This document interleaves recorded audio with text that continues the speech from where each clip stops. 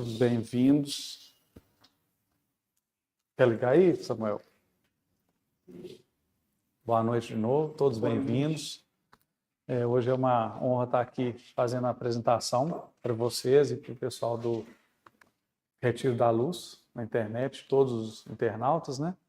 O Geraldinho está chegando de viagem e eu fiquei incumbido de fazer essa apresentação aqui, que eu fiquei maravilhado de estudar sobre o Charles Richer. Então, para a gente começar, vamos fazer como a gente faz tradicionalmente, perguntar quem está vindo pela primeira vez. Você, eu sei que veio agora. Se apresente, por favor. Meu nome é Wendel, eu acabei de vir. Bem-vindo, Wendel. Eu vi que a SESC deu as orientações aí. Aqui tem atividade quase todo dia. Seja bem-vindo. Mais alguém? Não, né? Então, eu vou pedir para a SESC fazer a nossa oração inicial para depois a gente entrar na apresentação. Nosso Deus, nosso Pai, pedimos, Senhor, nessa noite, que ilumine, Senhor, a nossa palestra, que ilumine nossos corações, que alivie nossa mente, alivie o nosso coração, que possamos, Senhor, absorver todos os conhecimentos que teremos aqui nessa noite. Senhor, abençoe todas as pessoas aqui presentes, sejam elas de forma presencial ou de forma virtual. Abençoe, Senhor, o Gustavo, que tão generosamente está aqui hoje, para multiplicar os conhecimentos de todos os estudos que ele fez aqui conosco. Abençoe, Senhor, os nossos caminhos, as nossas vidas, que a espiritualidade amiga e os benfeitores e guias espirituais de luz possam estar aqui conosco nesse momento. Que Maria Santíssima cubra com seu santo manto protetor as nossas vidas, nos abençoando, nos protegendo, nos conduzindo e nos aparando, sempre no caminho do bem, da caridade, da fraternidade e do amor. Que assim seja. Que assim seja. Então, na semana passada, na terça passada, o Geraldinho falou um pouco sobre o Richer, que foi um grande estudioso. Eu fiquei assim, impressionado com tanto de coisa que ele fez ao longo dos 85 anos dessa existência que ele teve na Terra, meados do século XIX até meados do século XX, e que foi justamente no dia que ele nasceu, foi dia 26 de agosto, né? Nós estamos em 2025, ele nasceu em 1850. E aí, pesquisando, eu não tinha muito ouvido falar sobre ele, fiquei realmente encantado assim, com tanta coisa que ele fez. E fiquei muito curioso para saber sobre o tema, a passagem de Richer, né, que foi uma obra psicografada, na verdade, foi psicografada cerca de 2 meses após o desencarne dele. Ela foi psicografada por Chico, através do espírito Humberto de Campos, em janeiro de 1936. E ele desencarnou dia 4 de dezembro de 1935. E eu até pesquisei muito, porque eu queria saber, né, ele foi quase contemporâneo do Kardec, né, ele era criança ainda quando foi publicado o Livro dos Espíritos, ele tinha acho que 7 anos de idade, né, o Livro dos Espíritos é de 1857, se não me engano, mas ele conviveu ali um pouquinho com Kardec, certamente ele teve acesso às obras de Kardec, ele era muito estudioso, começou a estudar muito cedo, mas ele não foi um discípulo de Kardec. E até nas pesquisas que eu vi de outros centros espíritas que já falaram sobre ele, fala que foi uma pena ele não ter seguido essa linha de ter entrado um pouco mais na religião, né, na filosofia do espiritismo. Ele fez pesquisas relacionadas ao espiritismo, mas muito científicas, como a gente vai ver mais para frente aí. Então, nós vamos fazer essa reflexão, né, da vida e do legado dele. O legado dele é enorme.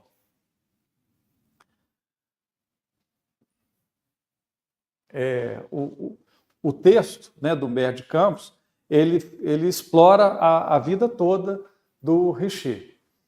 Então, quem foi Charles Robert Richer? Ele veio de uma família de posses da França, né? Ele nasceu em Paris e também desencarnou em Paris. Nasceu 26 de agosto de 1850, e desde novinho já começou a estudar. Ele passou por diversas áreas do conhecimento.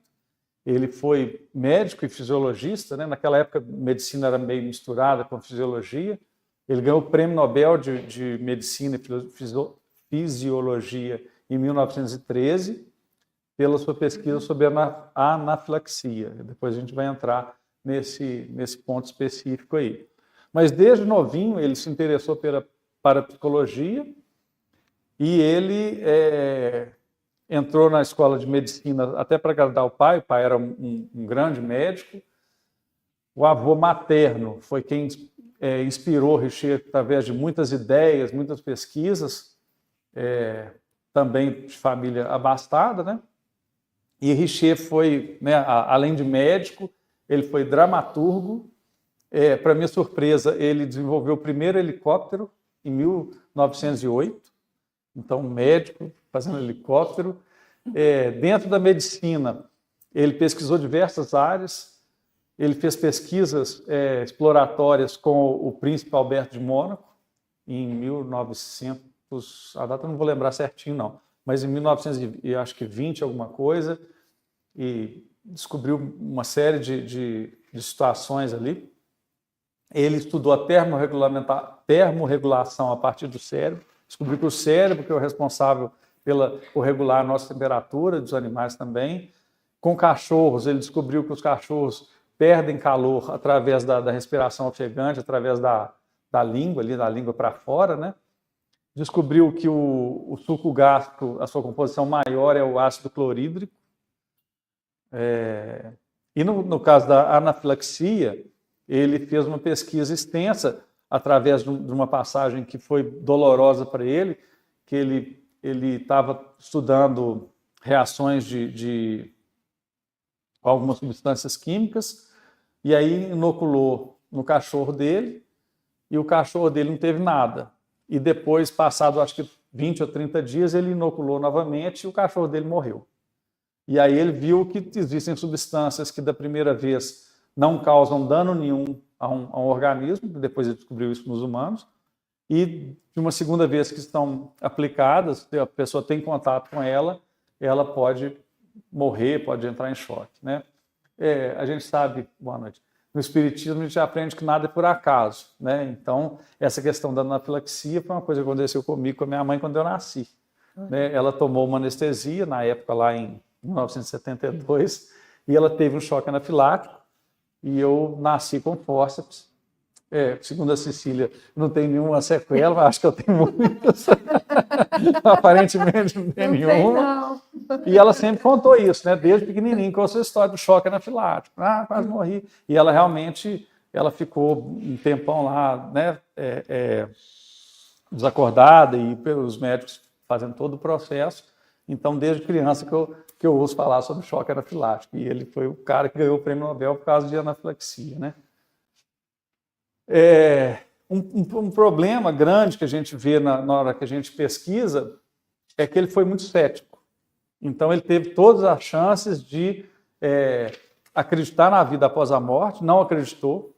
Não, por mais que ele fizesse pesquisas enormes com médiums, ele foi contemporâneo do Eugênio Bozano, de vários outros estudiosos do espiritismo, da mediunidade.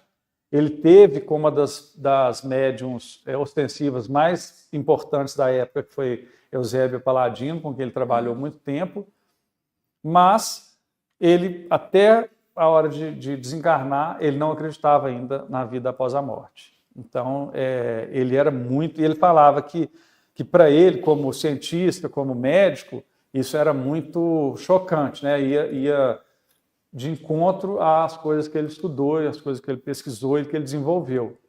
Então, ele viveu esse dilema eternamente, e no texto do Humberto de Campos, isso fica muito claro também, né?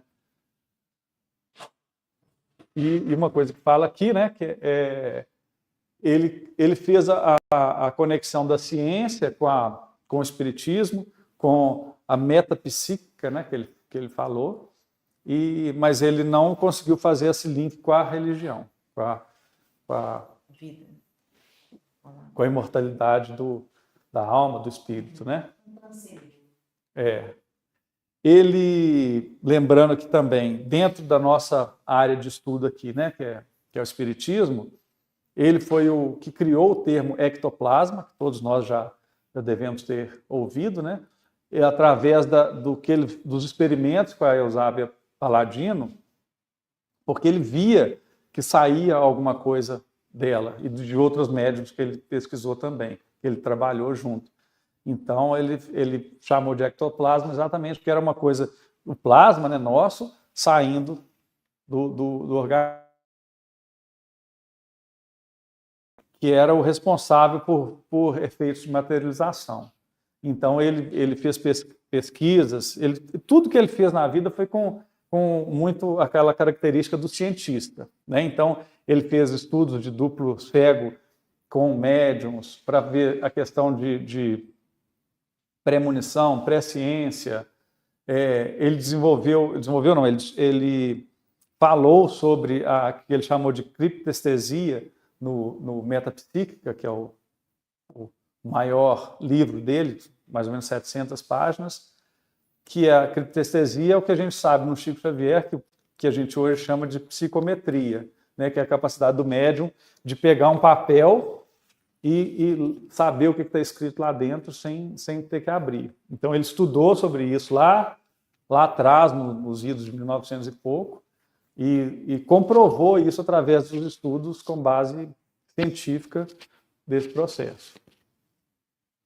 E aí, falando do texto, né, do Humberto de Campos, o texto começa, depois eu vou ler, né, o Geraldinho pediu para eu ler ele inteiro com vocês aqui, ele começa num tribunal da justiça divina, né? Então o texto chama-se A Passagem de Richer, que começa o Senhor, né, Jesus, conversando com o anjo da morte sobre alguns cientistas que viveram nesse período aí, né, meados do século XIX para meados do século XX, e falando e é muito bonito porque quando a gente, né, tem acesso a toda essa bagagem que ele trouxe, a gente fala, mas esse cara era um gênio.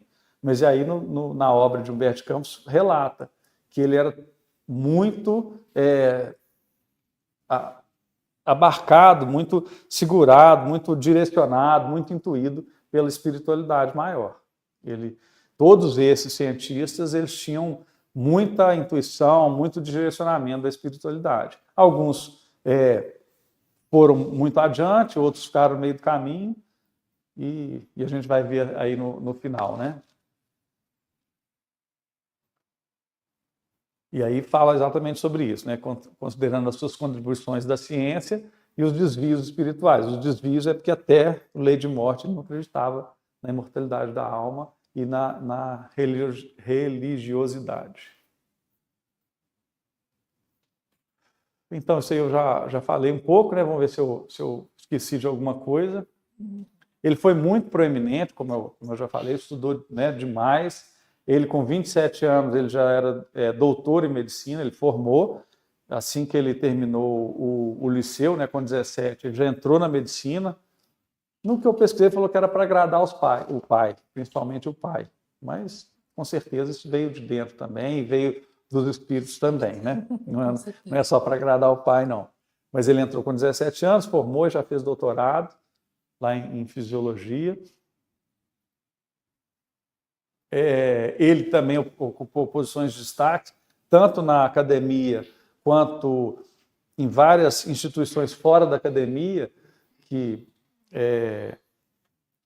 pesquisa, de estudo. Ele publicou mais de 700 artigos científicos, além da obra Metapsíquica, que é uma obra enorme, que até num lugar que eu pesquisei fala, é uma obra de 700 páginas que ele só falou de Kardec em 2 páginas. Então, é um dos desvios dele aí para a questão espiritual, é isso aí, né? E o interessante é que ele trabalhou até o final da vida.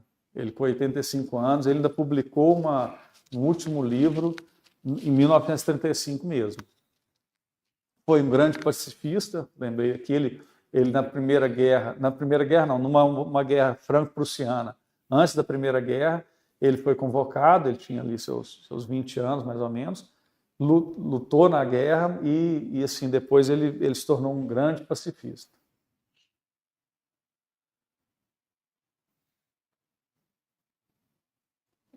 Como eu já falei, né, questões sobre a circulação sanguínea, a termorregulamentação. Ele também desenvolveu o primeiro anestésico, porque ele fazia muita pesquisa com os cães, e ele via os cães sofrendo, e naquela época só tinha o cloroforme.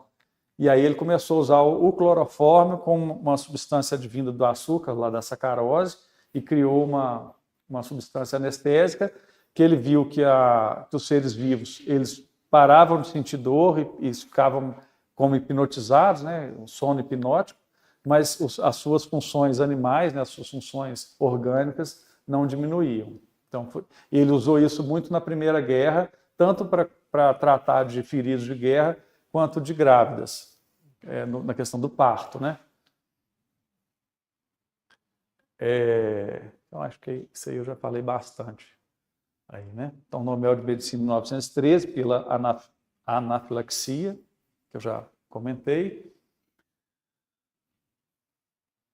E ele era muito respeitado entre os contemporâneos. Isso aí. Ele trocava muita informação, muito conhecimento com diversos cientistas da época dele e com diversos estudiosos da mediunidade, do espiritismo.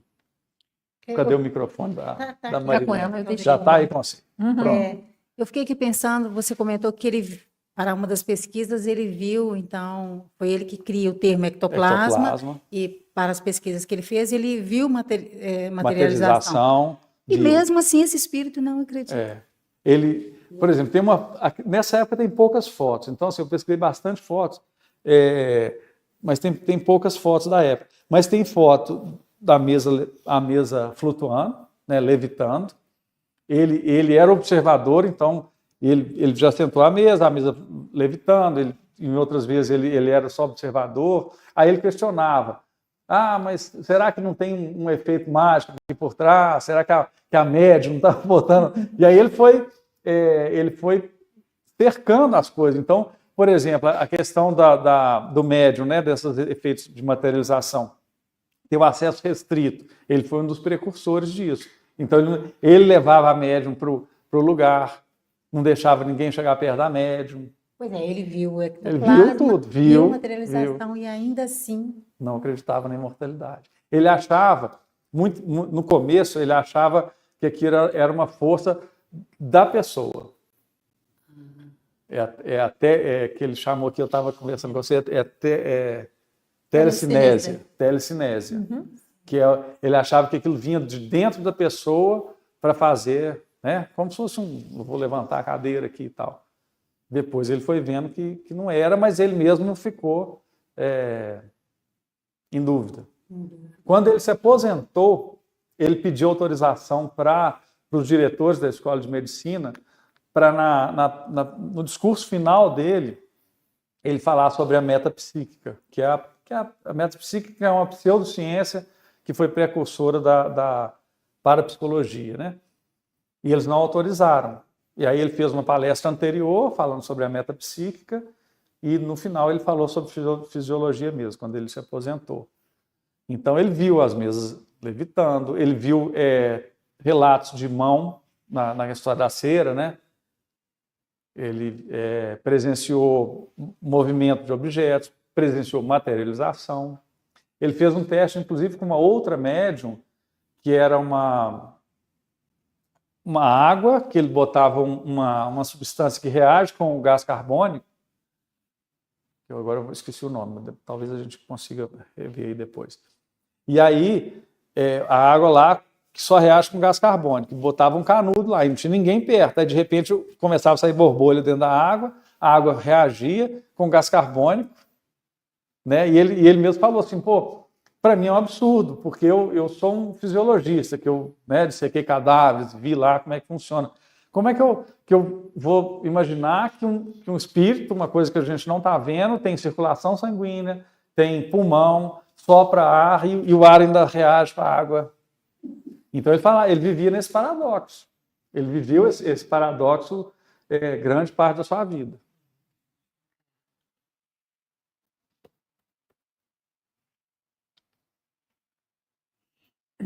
Aí é exatamente isso que eu estou falando, né? Ele viveu um dilema interno a vida inteira. Ele revelava a luta constante entre o seu racionalismo científico e a busca por respostas espirituais. E ele contribuiu muito para a medicina, como eu já falei, né? Se ele tivesse só descoberto a anafilaxia, já estava bom, né? Só descoberto que o suco gástrico, a sua maior composição é ácido clorídrico, também já estava bom. Se ele tivesse só criado a anestesia, também já estava bom. Verdade. Ele fez... então, helicóptero. Ele foi precursor ali, junto com o Santos Dumont, os irmãos Wright. Era um aparelho, né, que tinha 4 hélices enormes, de 8 metros cada uma. A primeira vez que ele voou, ele ficou 60 centímetros do chão durante um tempo considerável. Depois ele aprimorou e depois ficou flutuando a 1,50 m do chão, com um camaradinho lá dentro e já eles rodando, não sei como. Eu não entrei nesse detalhe. E ele, né, como eu falei, ele desencarnou ainda sem compreender os mistérios da existência da vida após a morte, da imortalidade do espírito, né? Deixa eu ver o que fala aqui, só um minutinho. E aqui, acho que aqui já fala um pouco do texto, né, do Humberto Campos, porque desde que ele nasceu, né, que os mensageiros, que eu estou chamando aqui, né, os mensageiros divinos, eles envolveram o Charles Richer nessa grande capacidade intelectual, nessa capacidade de intuição, na articulação de comunicação, na curiosidade, né, da pesquisa. E essa assistência divina foi uma constante em sua trajetória, ajudando a desenvolver habilidades intelectuais excepcionais e a se destacar em suas pesquisas científicas. E aí, do outro lado, né, o paradoxo que ele viveu sempre é que, apesar dessa orientação toda, ele lutou para aceitar plenamente a fé. Então, ele morreu cético.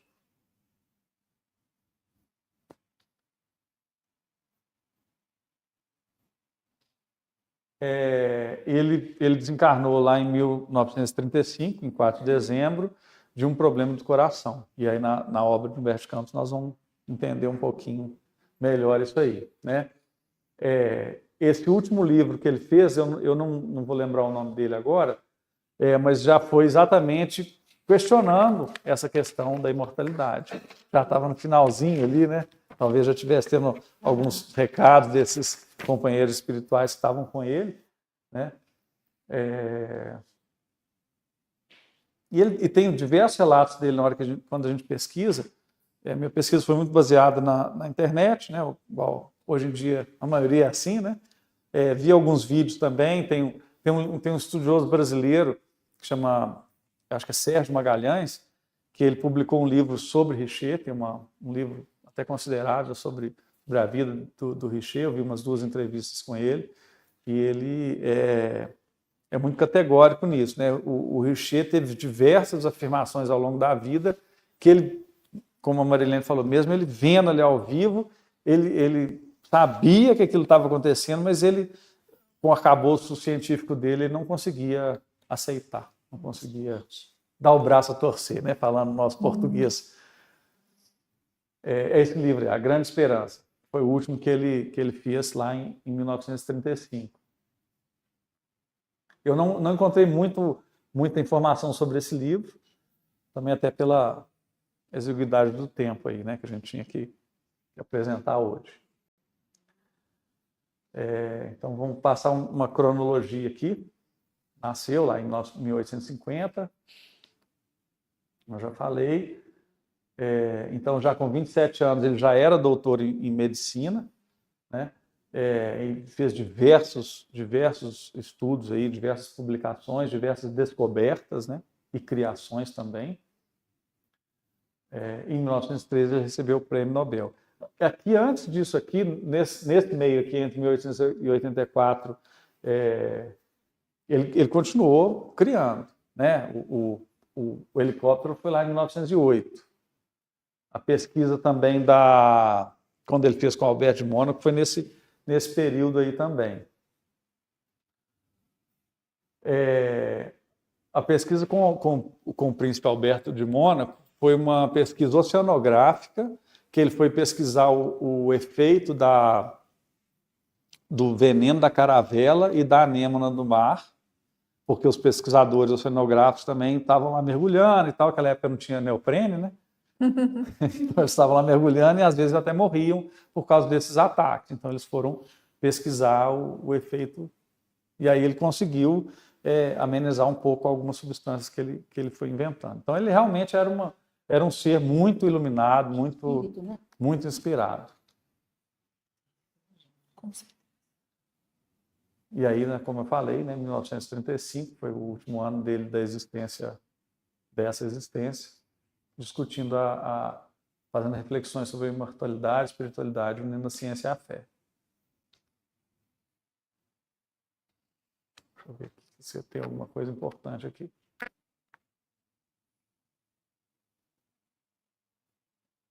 Isso aí eu já falei, esse paradoxo que ele viveu aí ao longo de toda a sua vida. E aí o Geraldinho pediu para a gente ler e ir fazendo alguns comentários da obra de Humberto de Campos, que é maravilhosa. Quando a gente lê, né, como eu tive o acesso primeiro eu li a obra, eu não sabia quem que era Richer. Entendi ali e tal, bacana, mas na hora que a gente começa a estudar quem que é a pessoa, a personalidade, de onde ele veio, o que ele fez, o que ele estudou, aí a obra fica muito mais significativa, né? Então, aí eu vou mudar aqui de slides. Aí você muda para mim também, Samuel, por favor?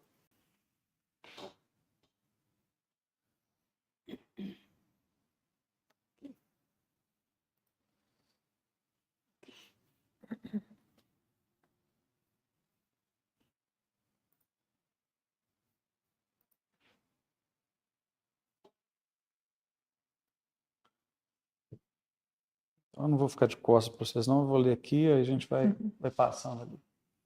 Você passa para mim quando eu mudar de...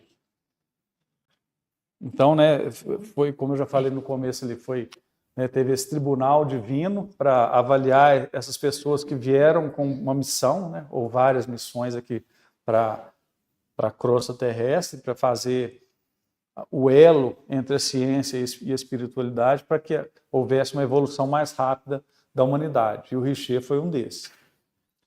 Então, o Senhor tomou lugar no tribunal da sua justiça e, examinando os documentos que se referiram às atividades das personalidades eminentes sobre a terra, chamou o anjo da morte, exclamando: nos meados do século passado, partiram daqui diversos servidores da ciência que prometeram trabalhar em meu nome, no orbe terráqueo, levando a moral dos homens e suavizando-lhes as lutas.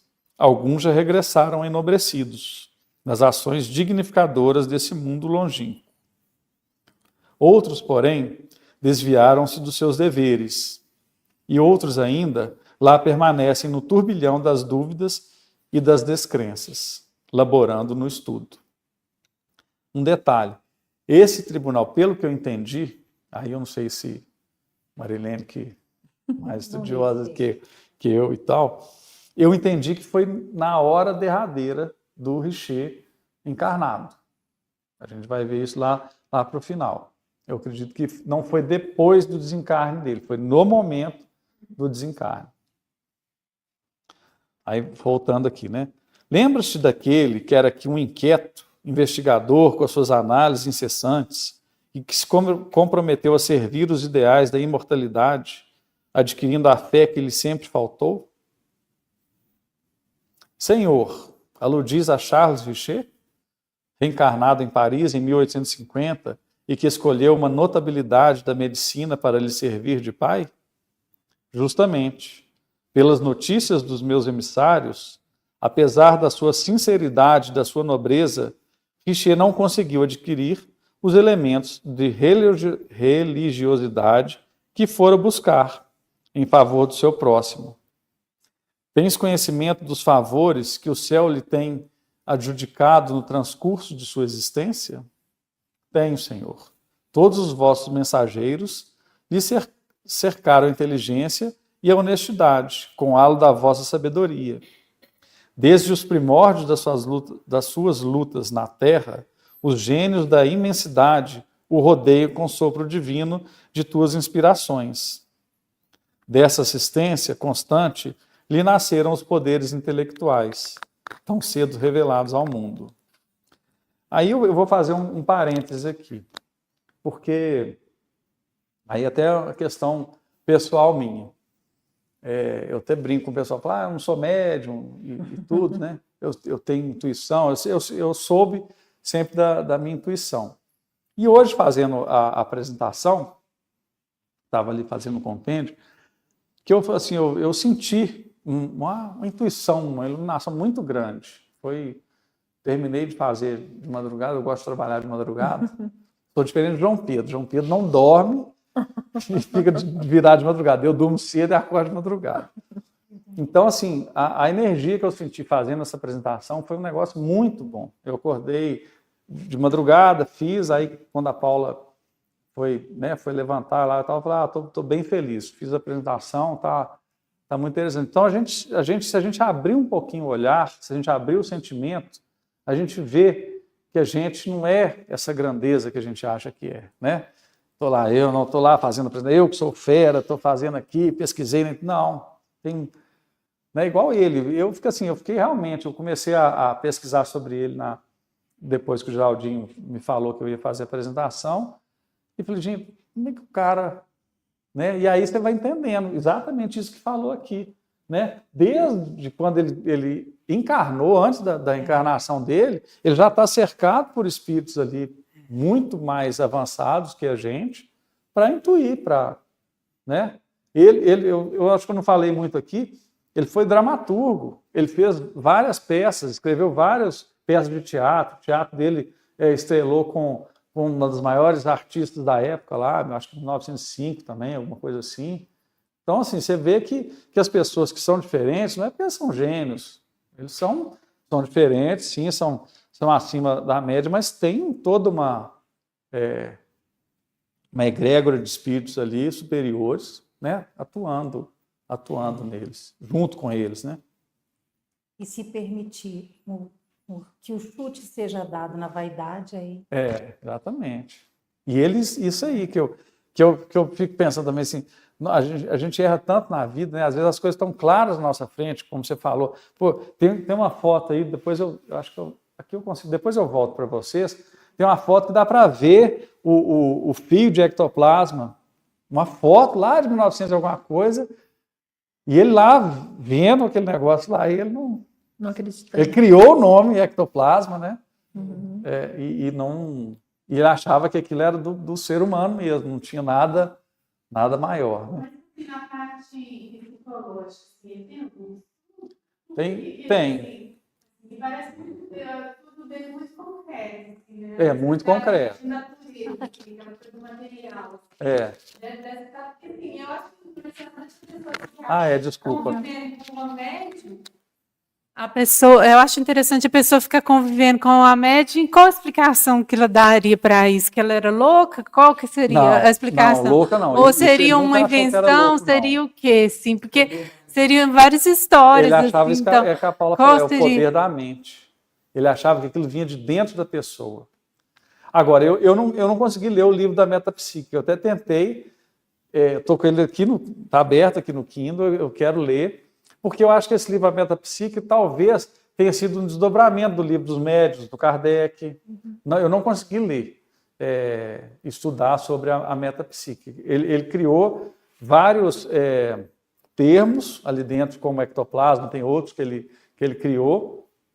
Ele divide a questão do espiritismo em períodos, então ele não achava que era louco, não. Ele achava que a pessoa tinha talvez uma força sobre-humana.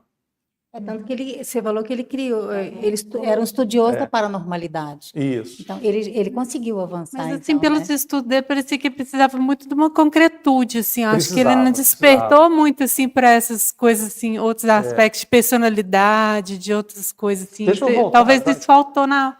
Não sei, deixa eu assim, voltar não num tô falando... slide aqui, que é logo aqui, antes. Ah, ele está lá, vendo a mesa flutuando e tal. Quer ver? Abriu o coração mesmo. Ele falava que a imortalidade era um Aqui, grande ó, isso aqui é uma fala dele. Ó. Ele se tornou presidente, né, do Instituto de Metapsíquica Internacional, ele criou esse instituto, virou presidente dele, ficou nele até ele desencarnar. E o que ele fala? A metapsíquica ainda não é oficialmente uma ciência reconhecida como tal, mas será. Em Edimburgo, pude afirmar perante 100 fisiologistas que nossos 5 sentidos... Ah, esqueci desse. Ele criou o termo sexto sentido. Que nossos 5 sentidos não são os nossos únicos meios de conhecimento e que um fragmento da realidade às vezes atinge a inteligência de outras maneiras. Só porque um fato é raro não é razão para que ele não exista. Só porque um estudo é difícil é razão para não entendê-lo.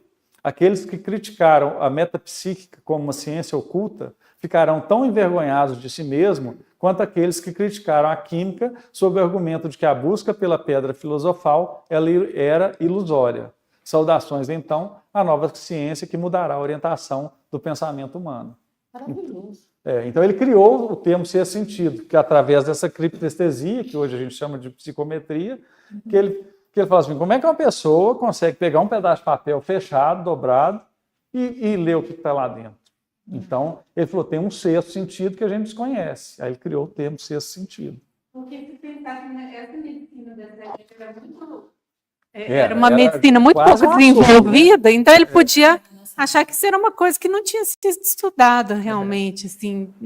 Mas por isso que assim, ele ficava talvez nesse... ele não percebesse os aspectos assim que, por exemplo, a gente vê uma pessoa que não tem contato nenhum com uma língua falar outra língua, ter um conhecimento que seria impossível, assim. Talvez esses aspectos humanos assim que ele meio relegou, assim. Não sei. Ele viveu esse dilema. Eu acho que essa grande questão dele foi esse dilema que ele viveu a vida inteira.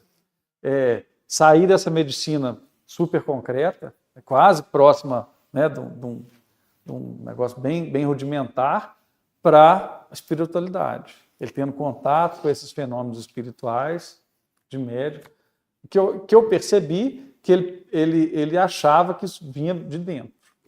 A grande dificuldade dele é a questão de entender que havia um plano espiritual, um mundo espiritual que estava atuando sem a gente enxergar, né? Como a gente já viu aqui, as frequências, né? Mas os cientistas dessa época eram mais céticos, né? Acho que hoje eles são muito mais tanto que ele foi espiritualizados. à frente da época dele. Isso, ele quis falar sobre a metapsíquica na aposentadoria, os diretores da escola não deixaram. Exatamente. Então, é o que a Cecília está falando, né? Se a gente pensar assim, o quanto eram céticos nessa época, o quanto que esse espírito encarnado talvez, né, sofreu, né? As próprias questões dele, não conseguiu romper com os amigos, não conseguiu romper com a academia.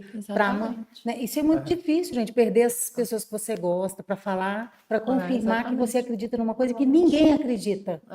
Né? Então, uma época muito difícil, muito dura. Eu acho aqui, até completando o que você perguntou, ele classificou os fenômenos metapsíquicos em 2 grupos, seguindo um pouco do que o Kardec falou, mas sem, né, mencionar os fenômenos subjetivos, que ocorrem exclusivamente na área psíquica, que são os que a gente estuda aqui no Espiritismo como os fenômenos inteligentes, né, a mediunidade de efeitos intelectuais, e os fenômenos objetivos, cuja manifestação envolve a ação física sobre os objetos materiais, que são os fenômenos físicos. Então ele viu as 2 coisas, pessoas falando outras línguas, lendo o que está escrito lá dentro do papel, e a mesa levantando, a mão materializando lá na cera, né? O objeto voando.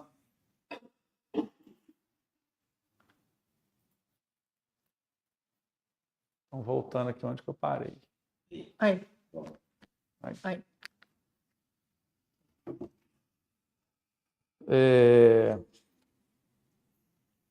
A sua passagem pelas academias da Terra, que serviu para excitar a potência vibratória da sua mente em favor da ressurreição, do seu tesouro de conhecimento, foi acompanhada pelos vossos emissários com especial carinho.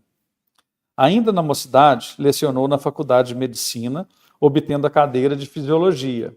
Nesse tempo, já seu nome, com os vossos auxílios, estava cercado de admiração e respeito. Então, ele era proeminente, ele era professor, doutor, jovem, casou, teve 5 filhos, era um bom marido, pelo que eu li, pai de família, honesto. As suas produções granjearam-lhe a veneração e a simpatia dos seus contemporâneos. De 1877 a 1884, publicou estudos notáveis sobre a circulação do sangue, sobre a sensibilidade, sobre a estrutura das circunvoluções cerebrais. Alguém falou alguma coisa? Não. Sobre a fisiologia dos músculos e dos nervos, perquirindo os problemas graves do ser, investigando no círculo de todas as atividades humanas, conquistando seu nome admiração universal. E em matéria de espiritualidade, replicou austeramente o Senhor, que lhe deram os meus emissários e de que forma retribuiu o seu espírito a essas dádivas? Nesse particular, exclamou o solícito anjo, muito lhe foi dado, quando deixastes cair, mas intensamente, a vossa luz sobre os mistérios que me envolvem, ele foi dos primeiros a receber-lhe os raios fulgurantes. Então ele era precursor, né? Ele viveu lá na época do Kardec, ele poderia ter seguido o legado do Kardec, né? Ele poderia ter pegado o Livro dos Espíritos, o Livro dos Médiuns, a Gênese, e dado uma sequência mais profunda nisso, mas infelizmente não deu.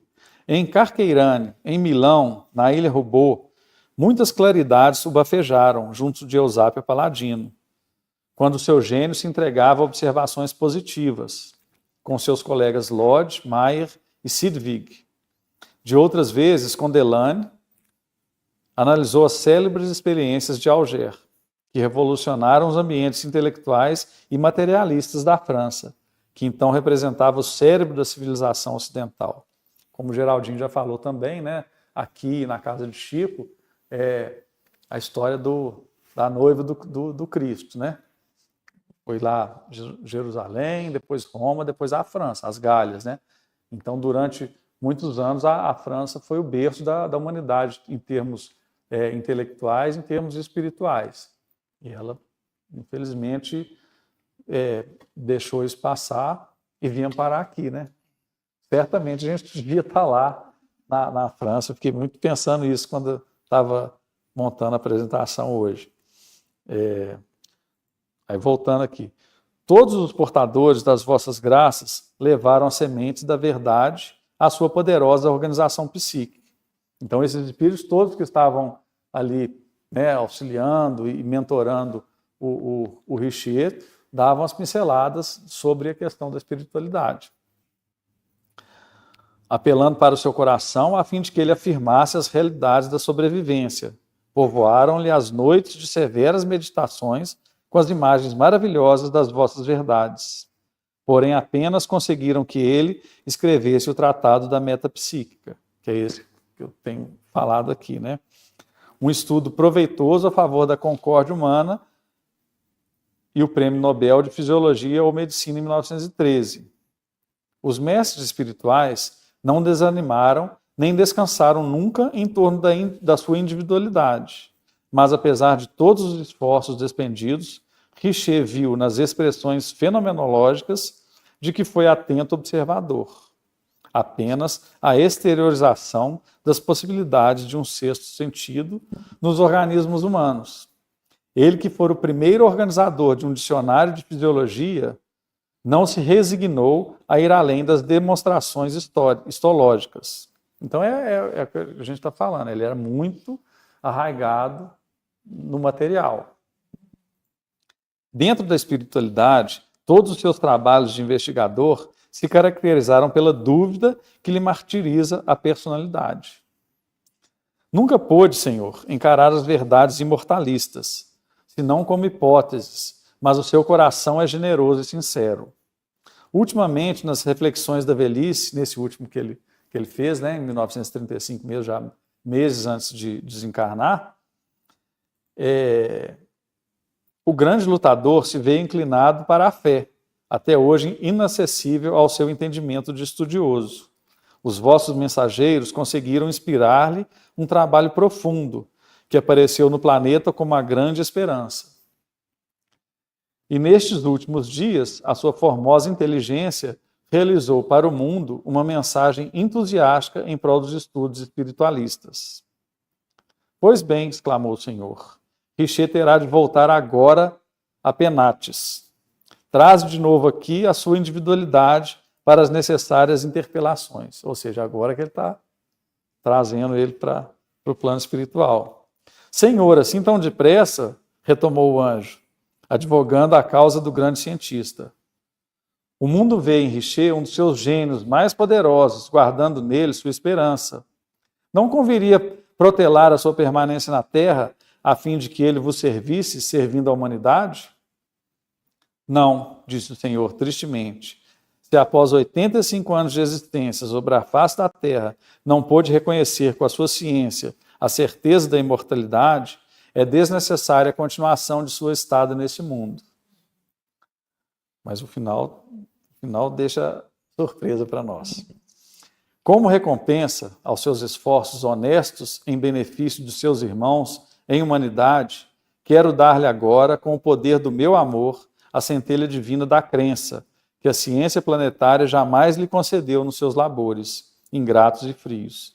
Então é a beleza da misericórdia divina, né? A misericórdia infinita de Jesus, né? Que nesse momento ali tinha isso que pesava tão contra ele, que foram 85 anos de ceticismo, mas vamos dar para ele o amor, a centelha divina da crença. No leito de morte, Richer tem as pálpebras cerradas e o corpo na posição derradeira em caminho da sepultura. Então, desencarnou. Seu espírito inquieto de investigador não dormiu o grande sono. Então, ele desencarnou, mas não... Rapidamente. Já estava em pé ali do lado do corpo, já... Ali, cercando-lhe os despojos, uma multidão de fantasmas. Gabriel Delane, esse contemporâneo dele, quem ele estudou também junto e tudo, estende-lhe os braços de amigo. Leon Denis e Flammarion o contemplam com bondade e carinho. Arrepio. Personalidades eminentes da França antiga, velhos colaboradores da revista dos Dois Mundos, cooperadores devotados dos anais das ciências psíquicas, ali estão para abraçarem o mestre no limiar do seu túmulo. É muito bonito, né? É muito emocionante. Richer abre os olhos para realidades espirituais que lhe eram desconhecidas. Parece-lhe haver retrocedido às materializações da Vila Carmen, mas ao seu lado repousam os seus despojos. Então ele olha lá e vê o corpo dele. E aquele tanto de ser elevado, discípulo dele, mestre dele, contemporâneo, estava ali do seu lado. Então ele, ao seu lado, repousam os seus despojos cheios de detalhes anatômicos. O eminente fisiologista reconhece-se no mundo dos verdadeiros vivos. Suas percepções estão intensificadas. Sua personalidade é a mesma.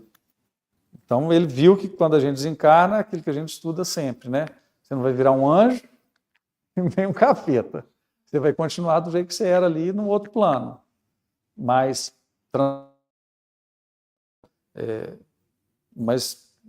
você é você. Suas percepções estão intensificadas, sua personalidade é a mesma, e no momento em que volve a atenção para a atitude carinhosa dos que os rodeiam, ouve uma voz suave e profunda falando do infinito. Richer, exclama o Senhor no tribunal da sua misericórdia, por que não afirmaste a imortalidade? E por que desconhecesse o meu nome no seu apostolado de missionário da ciência e do labor? Abri todas as portas de ouro que te poderia reservar sobre o mundo. Perquiriste todos os livros, aprendeste e ensinaste, fundaste sistemas novos de pensamento, à base das dúvidas dissolventes. 85 anos se passaram esperando que a tua honestidade me reconhecesse, sem que a fé desabrochasse em teu coração. Todavia, decifraste com teu esforço abençoado muitos enigmas dolorosos da ciência do mundo e todos os teus dias representaram uma sede grandiosa de conhecimentos. Mas eis, meu filho, onde a tua razão positiva é inferior à revelação divina da fé. experimentaste as torturas da morte com todos os teus livros, e diante dela desapareceram os teus compêndios ricos de experimentações no campo das filosofias e das ciências. E agora, premiando os teus labores, eu te concedo os tesouros da fé, que te faltou na dolorosa estrada do mundo. Então, assim, é muito bonito, porque naquele momento do desencarne dele, quem que o chamou? Jesus. Então, ele foi recebido por Jesus, ele foi levado para o plano espiritual por Jesus. Foi questionado, né, ali firmemente, mas a misericórdia está ali para sustentar, né? Então, agora a questão da morte, né, do problema do coração. Sobre o peito do abnegado apóstolo, então ele chama já de abnegado apóstolo, porque ele tentou, ele não conseguiu, mas tentou. Então, sobre o peito do abnegado apóstolo, desce do céu um punhal de luz opalina, como um venábulo maravilhoso de luar, indescritível. Então, aquela luz que vem do céu vai no coração dele. Richer sente o coração tocado de luminosidade infinita e misericordiosa, que as ciências nunca lhe haviam dado. Seus olhos são duas fontes abundantes de lágrimas e reconhecimento ao Senhor. Então ele né, entendeu. Seus lábios, como se volvessem a ser os lábios de um menino, recitam o Pai Nosso. Então, naquele momento ali, é o que o Chico falava, né? A questão da eutanásia, de algumas coisas assim. Às vezes, aquele minuto derradeiro é o minuto que vai fazer a diferença numa encarnação de um espírito. Então, ele rezou o Pai Nosso, formas luminosas e aéreas arrebataram-no pela estrada de éter da eternidade. E entre prantos de gratidão e de alegria, o apóstolo da ciência caminhou da grande esperança para a certeza divina da imortalidade. Humberto de Campos, 21 de janeiro de 1936, por Chico Xavier. Então é muito emocionante esse final. Eu fiquei com dois ensinamentos aqui no meu coração. Assim. Primeiro, que a doutrina espírita é solitária às vezes, né? Uhum. E a gente vai deixar pessoas que a gente gosta por causa desse pensamento e dessa verdade que a gente começa a acreditar e a carregar. E muitas pessoas vão ficar mesmo no caminho, a gente não vai conseguir mais caminhar com elas, mesmo gostando dessas pessoas. A gente vai sendo deixado mesmo, a gente vai vendo, né? E é um espírito que sofreu trabalhando. Sim, porque um gênio sofre, né? O gênio sofre. Muitas vezes ele sofreu trabalhando, né? E a segunda coisa, essa experiência, quando você lia, eu fiquei aqui comovida pensando nesse espírito, vendo toda a rede de tempo tendo passado por ele, e ele ali, agora eu sei. Caiu a ficha. Mas agora, né? Agora na próxima. Eu acho assim, muito interessante também a questão do livre-arbítrio, né? Como é que o livre-arbítrio é forte. Porque, por mais assessorado, mentorado que ele foi a vida inteira, ele teve o livre-arbítrio de duvidar, de não acreditar. E ninguém chegou lá e enfiou o goela abaixo dele. Só no final, e aí ele foi convencido. Deixa eu passar o microfone. Eu penso que, inclusive, é por aí mesmo. Todos nós temos livre-arbítrio, mas tem coisas que a gente não dá conta ainda. É o caso dele. Ele estudou e se formatou desse jeito. Exatamente. Mas ele foi um grande médium. E ele escreveu para hoje nós sabermos que é verdade. Exatamente. Então, muitas vezes, o espírito, a obra é para o futuro. Não é para aquele momento. E nem ele dava conta de saber aquilo. Porque ele precisou fazer uma base, se estruturar, trazer todo esse... Ele foi um grande médium. Olha quantos espíritos estavam ali incluídos. Ele foi um grande médium, trouxe o trabalho sem intervir. Exatamente. Né? Ele foi dócil, trabalhou, por isso que veio a misericórdia para ele. Sofreu, né? Porque ele não fez por intenção. Exato. Ele só fez porque ele não dava conta, era aquilo que ele conseguia trazer. Estava dentro da limitação da carne, né? Do terráqueo, Eu fiquei estudo. fascinado. Eu também fiquei. Eu fiquei assim, eu não conhecia nada dele. Ele não é desses figurões que a gente vê do espiritismo, né?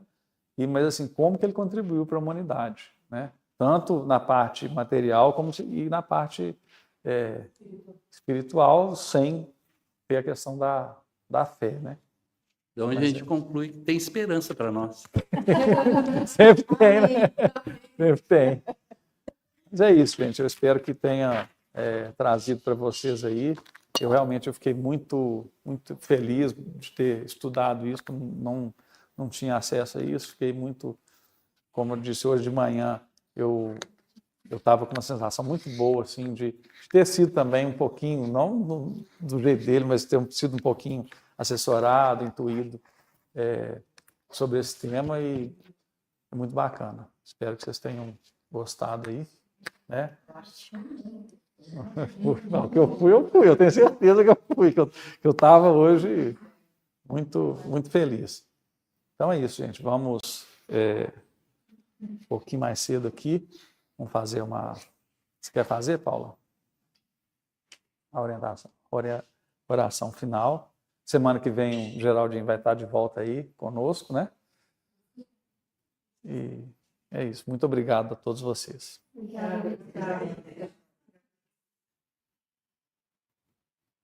Vamos agora abrir nosso coração, pensar em Jesus, Maria, nosso Senhor. Agradecer por esses momentos de paz, de aprendizado, de intuição, de cura do nosso pensamento, de crescimento espiritual, de aprendizado, e que possamos sempre ter esses momentos aqui no Sagrado, com muito carinho, com muito amor, sempre abertos ao aprendizado, e que possamos sempre ver aquilo que está na nossa frente. Precisamos ver e que muitas vezes deixamos passar em nossa vida. O aprendizado de hoje, eu acho que abre essa centelha no nosso coração, prestarmos atenção nas coisas que estão ao nosso lado, que muitas vezes não enxergamos. Jesus possa sempre nos incluir e que possamos abrir nosso coração para essas intuições. Hoje sim. Senhor, nos abençoa com a fé, nos abençoa com amor, com carinho. Abençoa também todos aqueles que estão mais necessitados do que nós pela terra, que estão doentes, que estão nos hospitais, que estão em guerra, que têm problemas mentais também. Que todas essas pessoas sejam abraçadas pelo seu carinho, pela sua fé, pelo aprendizado de Jesus em nossas vidas. Que a caridade também esteja sempre presente no nosso coração. E que possamos sempre estar juntos aqui. Obrigada por esse momento. Que assim seja. Obrigado, gente.